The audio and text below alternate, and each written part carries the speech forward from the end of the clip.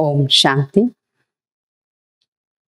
10/11/2023 ஷோபாவனுடைய இனிமையான மகா வாக்கியம் சாக்காரம் முரளி பாக்தாதா மதுபன். இன்றைய முரளியின் கேள்வி பதில்கள். முதல் கேள்வி, தந்தை எந்த குழந்தைகளை பார்த்து மகிழ்ச்சி அடைகிறார்?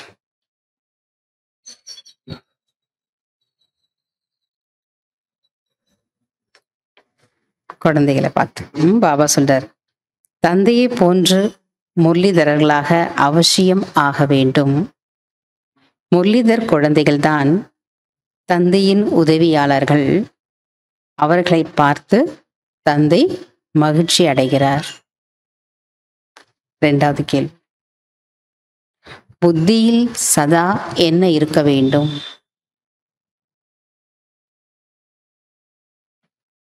என்ன இருக்கணும்? பாபா சொல்றார், சிவ பாபா கொடுத்ததை கொடுத்து கொண்டிருக்கிறேன் என்பது புத்தியில் சதா இருக்க வேண்டும். சிவ பாபா நமக்கு என்ன கொடுத்தாரோ அதை கொடுத்துட்டு இருக்கிறோன்ற விஷயத்தும் உங்க புத்தியில சதா இருக்கும். மூன்றாவது கேள்வி,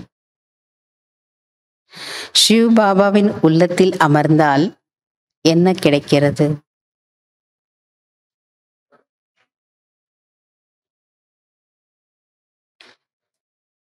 பாபா சொல்றாரு, ஒண்ணு ருத்ரமாலையில் நெருக்கத்தில் வர முடியும்.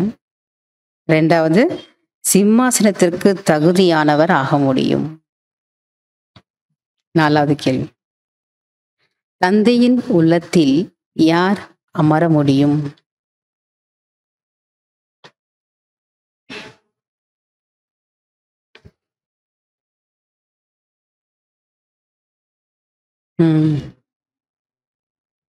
பாபா சொல்றாரு, யார் தனக்கு சமமாக பிறரை மாற்றுகிறார்களோ அவர்கள்தான் தந்தையின் உள்ளத்தில் அமர முடியும். அஞ்சாவது கேள்வி, எந்த ஒரு கவர்ச்சியும் கவர்ந்திழுக்க முடியாது. எப்போது?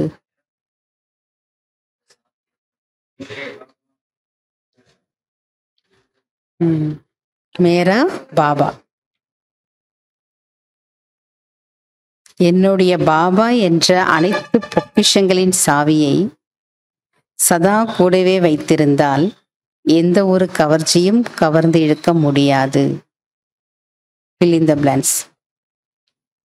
தானம் செய்வதில் ஒரு பொழுதும் டேஷ் வரக்கூடாது.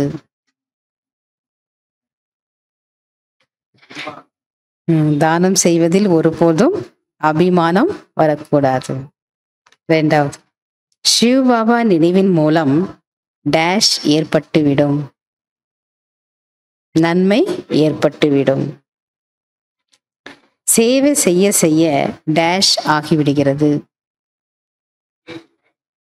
சேவை செய்ய செய்ய புத்தி ரீஃபைன், அதாவது சுத்தமானதாக ஆகிவிடுகிறது. நான்காவது, ஞானத்தின் மூலம் மனிதர்கள் டேஷ் போல் ஆகிவிடுகிறார்கள். ஞானத்தின் மூலம் மனிதர்கள் வைரம் போல் ஆகிவிடுகிறார்கள். அஞ்சாவது, மனநிலை டேஷாக இருக்க வேண்டும். மனநிலை எப்பொழுதும் மகிழ்ச்சியானதாக அல்லது குஷியானதாக இருக்க வேண்டும்.